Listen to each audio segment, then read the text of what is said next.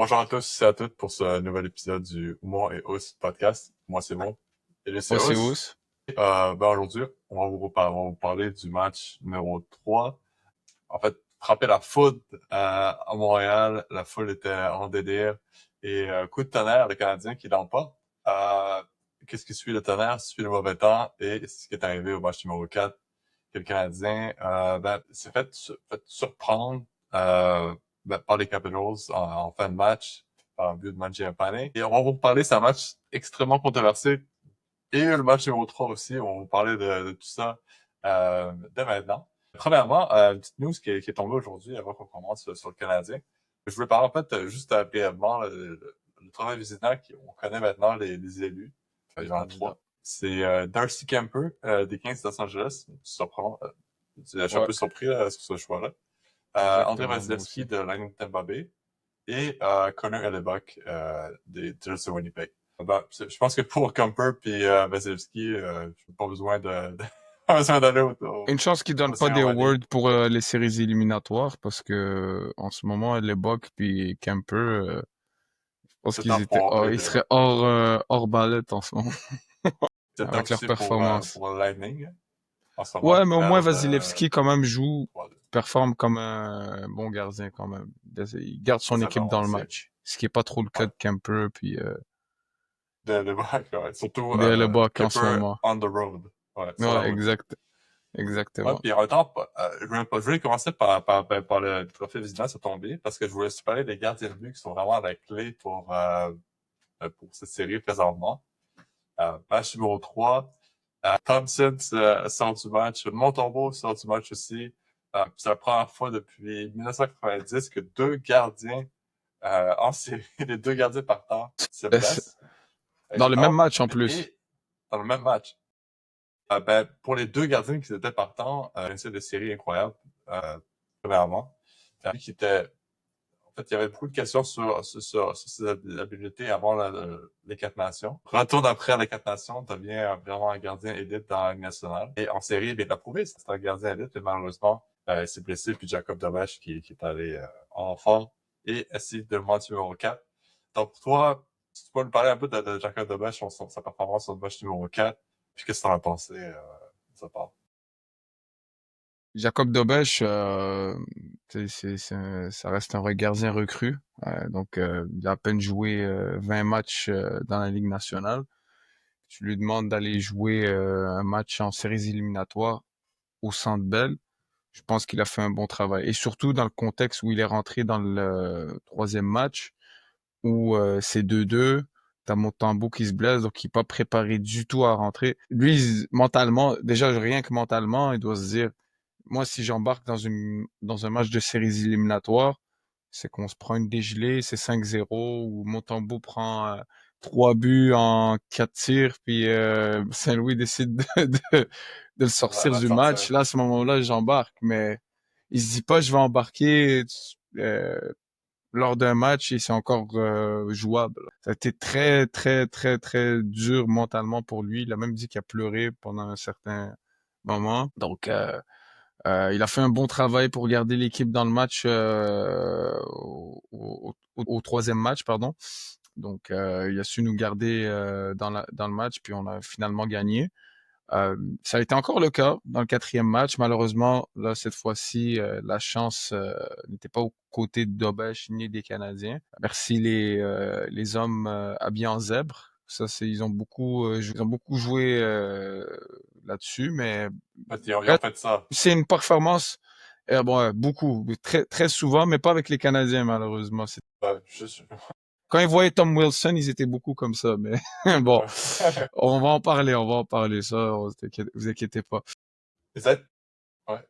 Puis en même temps, je voulais, ouais, ouais, si tu as quelque chose à dire, toi, Non, c'est ça. pour Je le voulais gardien. te conclure sur ça. C'est vraiment Dobesch, performance honorable de sa part. Il a rien à se reprocher. Bon, peut-être le premier but dans le quatrième match, c'était un, c'était un peu timide comme but à prendre, mais écoute, ça reste un gardien recru. Faut pas s'attendre à la lune de sa part. C'est pas Patrick Roy, ça le sera jamais. Mais écoute, belle performance de sa Exact. Puis part. je voulais commencer par parler des gardiens de but avant qu'on rentrer dans le vif du sujet par la suite. Quand je voyais Tobin jouer, je me disais, malgré que c'est un gardien recru, malgré que c'est son premier match partant dans la Ligue nationale pour le gardien durant les séries, ça doit être un moment choquant, tu dois être stressé, mais on n'a pas vraiment connu lui stressé durant le match ou avoir vraiment nécessairement beaucoup de difficultés. C'est sûr que les Capitals de Washington sont une équipe qui aime foncer, c'est nord-sud, on fonce vers le filet, donc ça peut être quand même un peu énervant pour un gardien de but, surtout recru. Mais je trouvais qu'il a quand même eu une bonne performance. Puis c'est, pour moi, les deux, Montembeault et Dobesch, les clés là, pour les séries depuis le début pour les Canadiens. Qu'est-ce qui n'est pas la clé pour les Canadiens, pour moi, personnellement, c'est la défensive du Canadien qui en arrache. Je pense qu'on pourrait peut-être dire qu'il y a 6 défenseurs, il y en a peut-être 2 qu'on peut dire qu'ils ont connu 4 bons matchs. Puis moi, ce serait Goulet puis Caillé. Goulet, il y a eu des difficultés dans le match numéro 1, mais je trouve qu'il s'est quand même repris 2, 3, 4. Mais tous les autres ont Matheson a eu joué un certaines bon paires de match le dernier. difficultés. Ouais. Matheson Mais a joué un pour moi, excellent match, le match numéro 4. Il ouais, a joué beaucoup de temps de jeu, il a beaucoup évolué dans le désavantage numérique. Parce que Carey était souvent blessé. T'avais Tchaka qui allait au cachot pour des pénalités que personne comprend. On se demande si les Canadiens jouent en séries éliminatoires en ce moment. Écoute, c'est vrai que la défensive en ce moment en arrache beaucoup. Lane Hudson, offensivement, c'est un génie. Ça, tout le monde le sait. Mais il se fait beaucoup malmener physiquement. Là. Il se mange c'est des ça coups de son problème, coude. ouais. Ouais. Ouais. Il a de la Parce que les difficulté. bâtons sont aux bonnes places, ouais.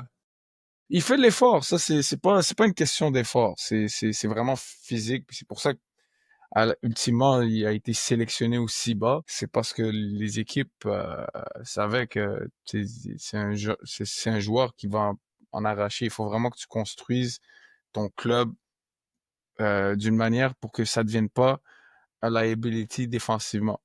Je pense que les Canadiens quand même font l'ensemble d'un bon travail. Là, c'est juste, on voit clairement le travail On qui va être à faire pour la période estivale cette année pour notre ouais, défensive. pour tous ces jeunes-là. Ouais. Et, parlant des jeunes, beaucoup de jeunes en attaque, mais je trouve que l'attaque a été très explosive dans le match numéro 3 et encore plus dans le match numéro 4. Je trouvais on a encore mieux vu l'offensive du Canadien durant le match numéro 4, puis surtout Demina, que je pense qu'il est en train de sortir de ses coquilles. Et surtout, ce qu'il est capable de faire durant l'avantage numérique, on le voit pas souvent en 55, puis je pense que Martin Saint-Louis essaie de le protéger à la maison. C'est dans les changements, donc tu es capable de pouvoir avoir tes meilleurs match-ups. On l'a vu même sur la passe qu'il a faite sur Slavkovski, sur son but. C'est la patience. Tu te dis, OK, je vais pas faire la passe sur Suzuki, même s'il est sur l'enclave, parce que ça peut être le jeu facile, je me débarrasse de la rondelle, mais non, je vais attendre, je vais aller chercher le meilleur jeu. Ouais, Il trouve Slavkovski tout c'est devant le seul. filet. C'est un dynamo offensif. 5 contre 5, il y a beaucoup de difficultés. Comme tous les recrues Quand ils arrivent, attaquants, défenseurs. Mais qu'est-ce qu'il est capable de faire offensivement, c'est incroyable. Mais pour moi, malgré l'attaque qui est très offensive, est-ce que tu trouves que on est trop une attaque de un trio ou tu vois des belles choses des autres trios? Là? je trouve pas que l'attaque n'a été nécessairement plus explosive lors du match numéro 4. Je trouve que puis ça c'est quelque chose qu'ils vont devoir exploser. Je pense pas que Logan Thompson est à 100%. Je pense qu'ils vont devoir le tester. Ils vont devoir essayer de tirer souvent au but, ce qu'ils ont pas fait beaucoup. Mais en même temps, je les pardonne d'un certain point. C'est parce que ils ont beaucoup défendu en désavantage numérique lors du match. Puis c'est dur de bâtir un momentum. Euh, Quand tu veux tuer le momentum d'une équipe, tu les envoies souvent au cachot. Ils drainent de l'énergie à constamment défendre le désavantage numérique. Après, je vais dire une chose pour appuyer ton point. Depuis que Laine est sorti de l'alignement, l'avantage numérique a 4 buts en deux matchs. Ça, c'est pour les JC, là, les JC de ce monde qui nous disaient écoute, Laine, t'as besoin d'un but, faut mettre Laine dans le line-up à 6 contre 5. L'avantage numérique, là, t'as 4 buts en deux matchs. Donc, c'est pas nécessairement une question. personnellement, je préfère Caulfield, ton spot de lineer, parce que Ouais.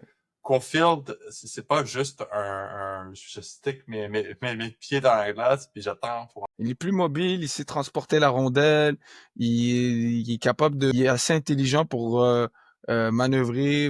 On appelle ça cacher son shot. On sait qu'éventuellement, le jeu va probablement finir avec Caulfield qui va finir par tirer. Trois quarts du temps, c'est le jeu à faire. Mais il y a quand même des moyens de manœuvrer pour toujours. C'est un jeu d'échecs. Tu veux quand même que l'équipe soit sur ses talons, puis que tous les joueurs qui sont dans l'alignement de l'avantage numérique soient respectés par l'adversaire. Tu te dis à chaque moment, quelqu'un peut tirer. Si éventuellement tu as juste un gars qui plante ses pieds, puis qui est là, puis qui aide pas son équipe, puis on espère qu'un des tirs finisse au but, ben écoute, t'as l'avantage numérique que tu as eu en fin de saison où c'est léthargique, on passe notre temps à aller chercher la rondelle chez Montembeau, puis il n'y a pas de zone entry, il n'y a absolument rien qui se fait. En fait, un avantage numérique à la Claude Julien avec chez Ouais, Weber. Il exactement, passe à chez Weber, puis il va tirer c'est ça, dans les estrades. exactement. Puis au moins, à la limite, chez Weber, il était capable de jouer dans sa zone, au moins il bloquait des tirs, c'était un gros joueur. Ce que t'as pas avec Line Zoom à 5 contre 5, on n'en parle même pas. Non. Ouais, bon, Il y a un manque de ça vitesse, c'est ça manque fini, ça. d'effort. Ouais, ça c'est fini, L'année ça. n'a pas joué le match numéro 3 ni le match numéro 4. C'est pas lui Ouais, la question. C'est pas ça. C'est pas lui ouais, qui a coûté la défaite hier. Mais exactement. une chose qui a coûté la défaite, puis c'est là où on va vraiment entrer dans le vif du sujet, puis dans la controverse qui a amené ce match numéro 4, c'est l'arbitrage. Puis les pénalités. Puis, j'avais une question à te poser, mais je veux vraiment aller. T'as quelque chose de préparé là-dessus, là. Tu en parles depuis hier. Ouais. Je te laisse là-dessus, là. Vas-y.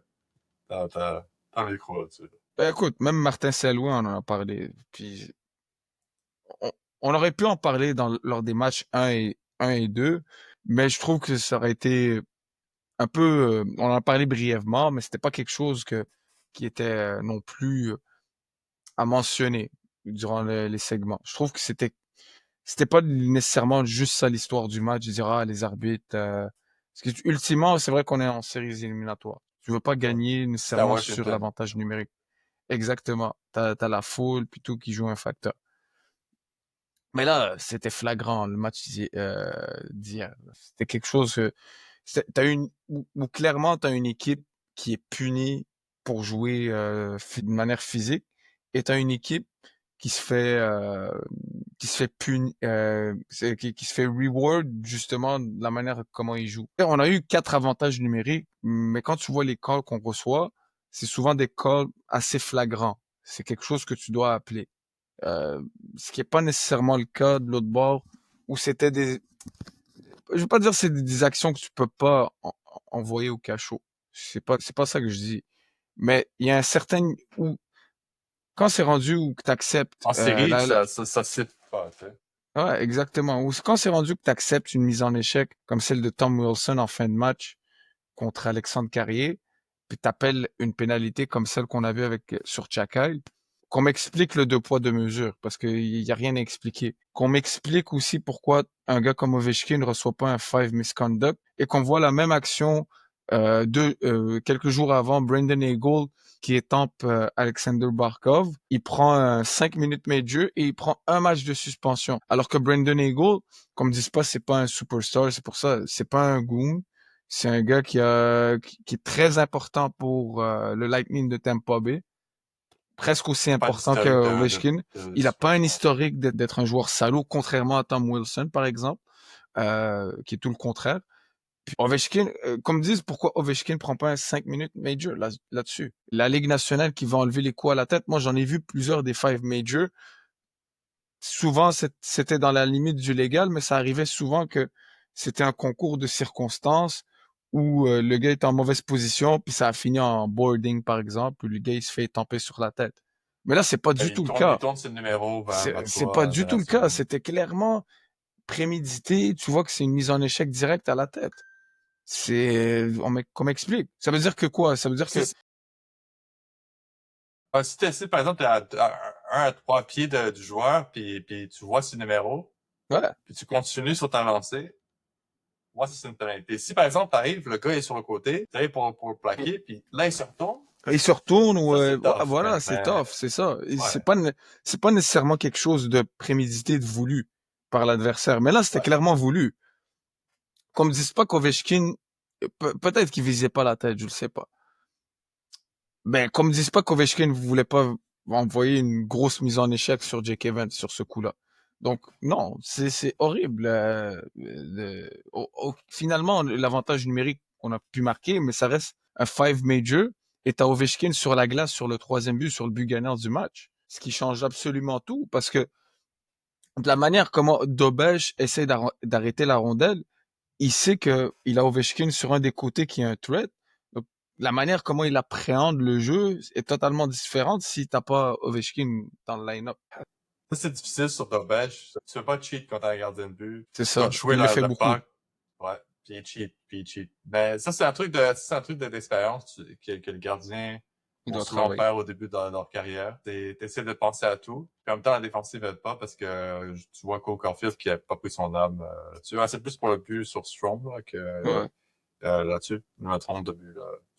Ouais. Mais sur le Pour moi, troisième but, pour moi, je devrais poser une question là-dessus, là, parce que les pénalités, ça va. Tu sais, on pense souvent, est-ce que c'est une excuse, c'est pas une excuse. Mais pour toi, qu'est-ce qui était le plus grand facteur de la défaite du Canadien? Est-ce que pour toi, c'était le manque de discipline ou des sifflets à volonté, ou c'était vraiment un manque de synchronisation de la part je du pense que Canadien dans ce match-là? le Canadien, je vais pas dire que c'est nécessairement de l'indiscipline parce que, encore une fois, il y a certaines pénalités que je trouvais, c'est un peu tiré par les cheveux. Si t'appelles une pénalité là, faut que t'appelles une pénalité de l'autre bord. Puis ce que je voyais pas du tout pendant tout le match. C'est sûr que après, quand tu défends un 5 contre 3 pendant une certaine durée, tu défends beaucoup d'avantages numériques des Capitals, à un certain point, tu commences à pas de perdre de l'énergie, mais il y a un peu de fatigue qui se ressent, puis l'autre équipe prend un momentum. T'as aussi le fait qu'Alexandre Carrier a été longtemps blessé là. Au Ouais, début, ça a pris du temps. il y a beaucoup de joueurs qui ont été visés par les Capellos, puis ils avaient comme mission de revenir au plan initial des deux premiers matchs qui avaient fonctionné pour eux. C'est de jouer super physique avec les Canadiens et les intimider. Et ça a fonctionné. Ça a fonctionné parce que ça a mené à un but. Bon, moi je pense que ça aurait dû être une pénalité sur Tom Wilson à la fin, mais écoute, ils l'ont pas appelé, puis ça a fonctionné pour eux. Puis ils vont continuer à le faire à Washington encore. Donc, Ouais. les Canadiens vont devoir se préparer en conséquence à ce niveau-là, Justement, puis jouer avec justement, intensité. justement, à l'autre du match numéro 5, je crois que c'est quoi la clé? Puis ça, c'est une question que je vous pose aussi à vous, le public. C'est quoi la clé pour que le Canadien puisse revenir? Parce que là, c'est 3-1. Les joueurs jouent pour leur vie, Mhm. jouent pour leur saison, hein, littéralement. Certains jouent pour un nouveau contrat. Ouais. Puis tu sais, c'est pas nécessairement ce qu'ils pensent dans leur tête, là, c'est Coupe Stanley, mais là, un match à la fois. Là, tu joues ce dernier match-là, puis si tu perds, c'est that's it, là. Tu t'en vas à la maison. So, pour le Canadien, c'est quoi nécessairement, qu'est-ce qu'il faut que le Canadien aille chercher pour gagner ses prochains matchs? Puisque là, ils n'ont plus droit à la défaite Écoute, jusqu'à la fin. moi, je te dirais, la clé, ça a été le match numéro 3. C'est sûr que t'as pas la foule du Centre Bell maintenant avec toi qui peut t'apporter, mais au moins commencer le match avec beaucoup d'énergie, jouer physique, continuer à jouer physique, même s'ils appellent des pénalités, pas lâcher, exploiter tes chances puis tirer au max. Moi, je te dis, s'il y a bien une clé qu'ils doivent aller exploiter, c'est le fait que Logan Thompson n'est pas à 100%. Qu'ils aillent tirer au but, qu'ils tirent au but. Le but de Caulfield, là, allez voir le but de Caulfield. Oui, Caulfield, c'est un marqueur naturel, mais c'est pas un très bon but à prendre pour Logan Thompson. Moi, je 9 pense fois pas sur qu'il est à 10, il l'aurait 100%. fait s'il était à 100%. 9 fois sur 10, il l'aurait eu. C'est ça. Tu vois Dobej, tu sais, à gauche-droite, il est Ouais, super rapide, tu sais, ouais, puis il a fait beaucoup d'arrêts là-dessus. Mais tu vois Thompson, difficulté gauche-droite. exactement. Tu l'as vu quand il est allé vers sa droite, tu sais, il Ouais, c'est penche de ça. même à la place de rester straight. C'est ça, exact. Là, c'est un big compliment à la défensive des Capitals. Tu Ouais, sais que ton gardien, il est mal en point, puis il va jouer le match pareil. Les Canadiens, tu sais, je l'ai dit, match numéro 1, 2, 3, puis 4. Le problème avec les Canadiens, si tu rentres pas dans le centre de la glace, tu vas pas dans les places payantes. exactement. tu vois le but de New York, tu le vois sur le but de Slavkovski. Tu sais, t'es devant le filet, là, c'est au Exactement. milieu de la glace, puis bon, on shoot. Là, je pense que les Canadiens ont beaucoup de difficulté d'essayer d'aller chercher le devant du filet, mais On est trop petit. ça va être, on est très petit, mais en même temps, tu regardes un gars comme Brian Gallagher, il est capable d'aller chercher cette extra Ouais. énergie pour aller devant le filet, puis Mais un gars ça comme paye, Brendan ça paye le Gallagher, prix. Gallagher, c'est une anomalie. Puis tu peux pas avoir juste des gars comme Brendan Gallagher parce que tu vas te faire Exact. Ouais. ramasser. Donc il te faut, Parce moi que faut aller chercher des gars comme Josh Anderson, des les gars qui Européens qui ont du physique, ouais. explosifs, physiques, Ouais. qui peuvent justement jouer ce style nord-sud. C'est ce qui manque en ce moment avec les Canadiens. C'est ce qu'ils auront besoin pour avoir du succès en séries éliminatoires dans le futur. C'est exactement ça la clé. Puis être un peu plus gros et méchant en défensif. Aller chercher des Goudas, Ouais, des des Jacob Radko Gudas. Trouba en défense. Yeah. Exact, ouais.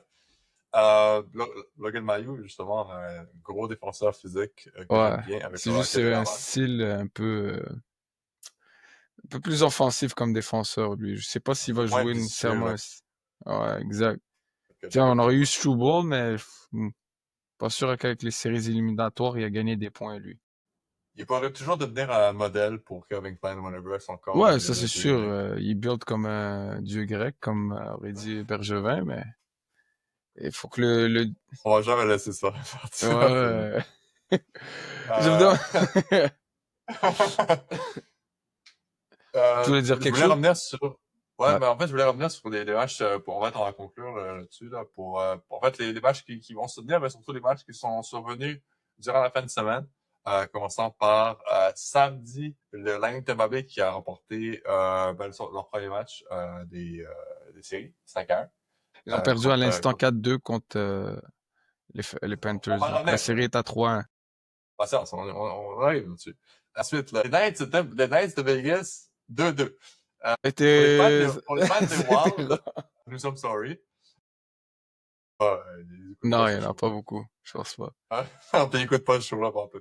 Non, Écoute, j'ai dit Vegas en 4, Vegas en 6. 6.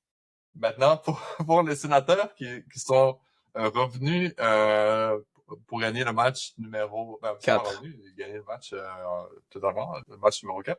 Ils sont revenus, réussir à gagner en overtime 4-3. C'est maintenant 3-1 la série. On va voir si c'est Toronto qui est capable de conclure la série ou S'il y a bien une équipe qui continuer est sur... capable de collapse après une avance de 3-0 dans une série, Exact. c'est bien eux. Si je devais mettre Ouais, mon argent, là, ça serait eux. exact. Nous ne sommes pas surpris. Non. Ensuite, l'Avalanche du Colorado qui réussit une belle victoire 4-0. C'est toi qui es Blackwood dans le pool hockey. Bon, t'as réussi un jeu Mais là, blanc ils perdent là-dessus. 1-0. Ouais, Fait là, c'est chier. pas...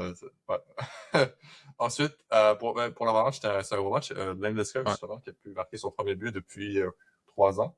Ouais, Euh, retour. les Blues de Saint-Louis ont exposé Ouais. les Jets hier 5-1. 5-1. Ça, c'était un match solide, un match pivot pour les Blues. Le prochain match des Blues et des Jets, une série très intéressante. Ouais. Devrait avoir changé là-dessus. Maintenant, ça va se retrouver à Winnipeg. Winnipeg, ouais. Les équipes qui sont à domicile ont beaucoup de succès dans les séries jusqu'à Dans maintenant. l'Ouest. Ouais.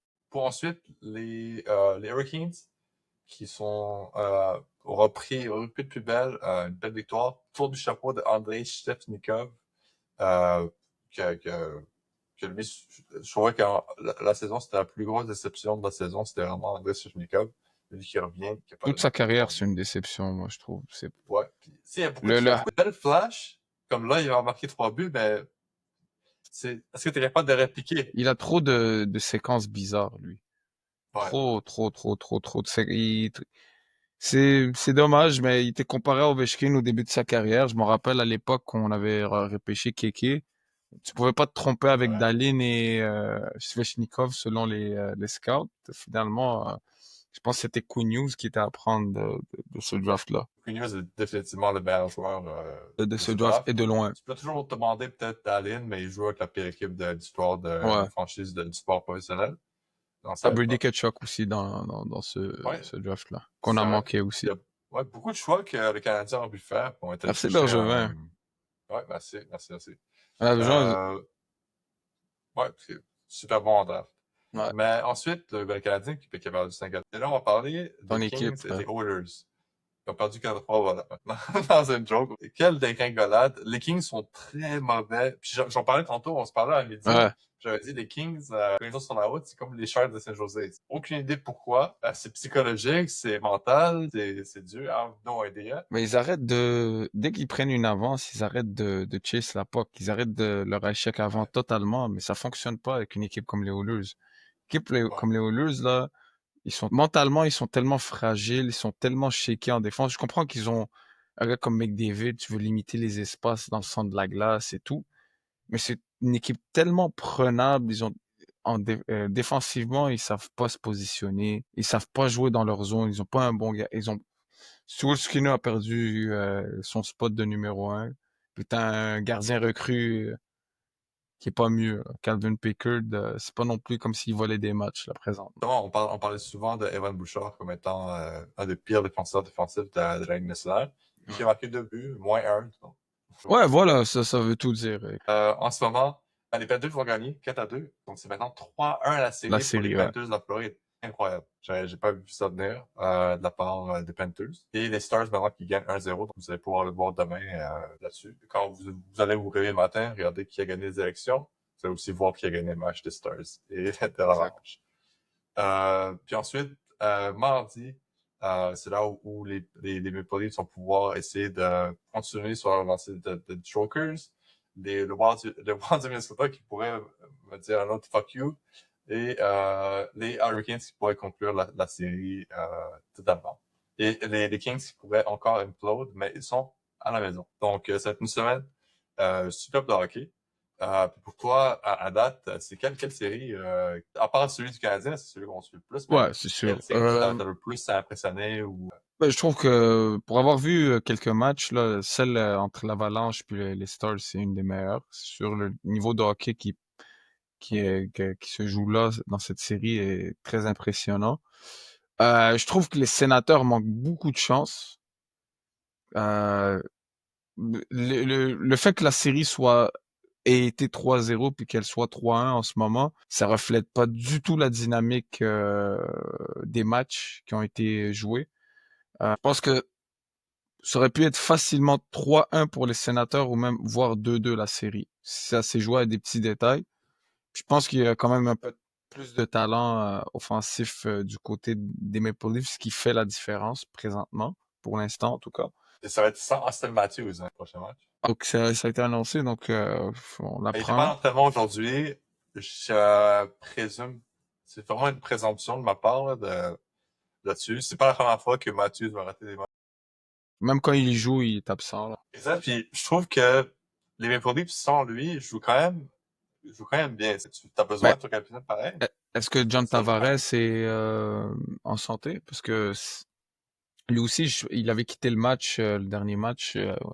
Il était revenu, mais Faudrait, lui je vais te aussi n'est pas à confirmer cent ça. pour cent. Je vais confirmer ça tout de suite.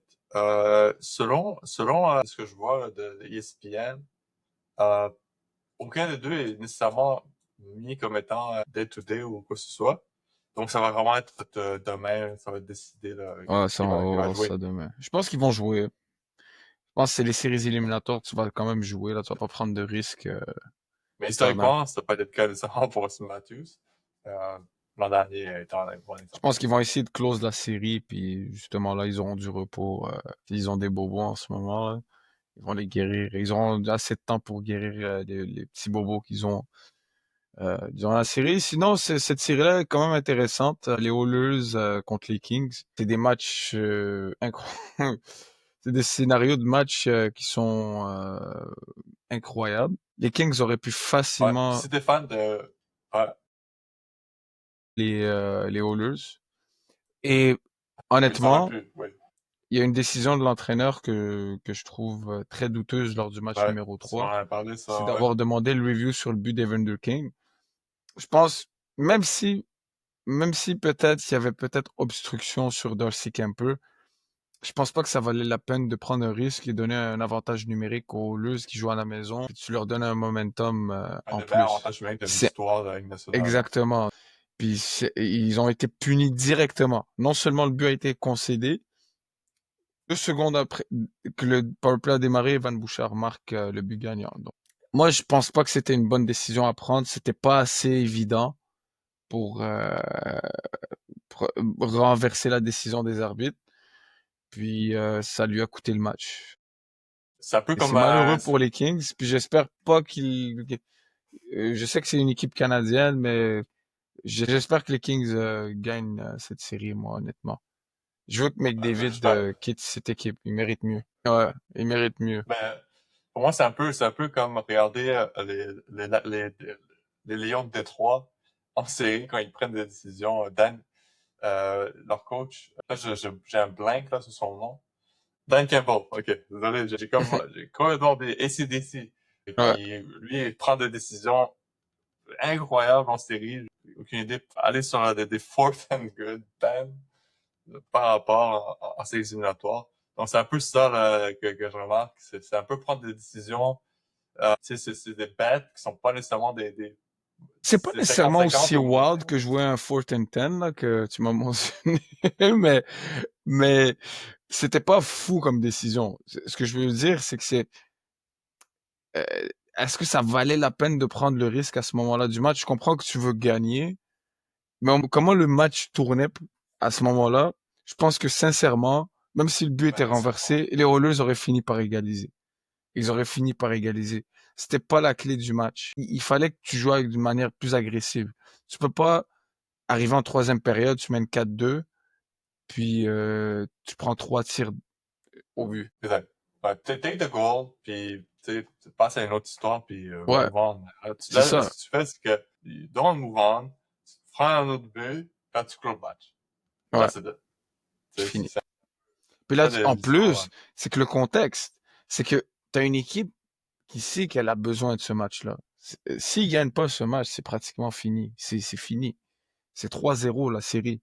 Puis tu sais que tu as besoin de gagner ce match, toi aussi, parce que tu veux pas une équipe comme les Oilers avec leur duo offensif qu'ils reprennent un momentum, qui protègent leur home court, puis ils reviennent à LA, puis ils peuvent subitement peut-être voler un match là-bas, parce qu'ils sont non Parce capables. que ces deux-là, quand ils sont hot, C'est ça, pas grand-chose que tu peux arrêter. Pas exactement, personne qui peut arrêter ça. exactement. Donc je trouve que c'était un gamble à prendre qui était pas nécessaire à ce moment-là du match. Écoute, who knows, peut-être ça On va lui se coûter reprend, peut-être. sa job, On peut-être ça va forcer.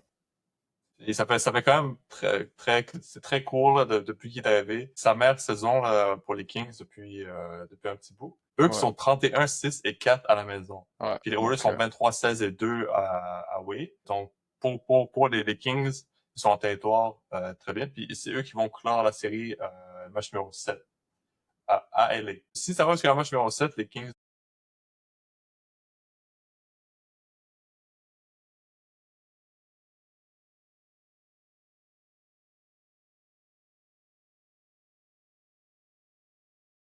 ah oui, ça c'est sûr et certain.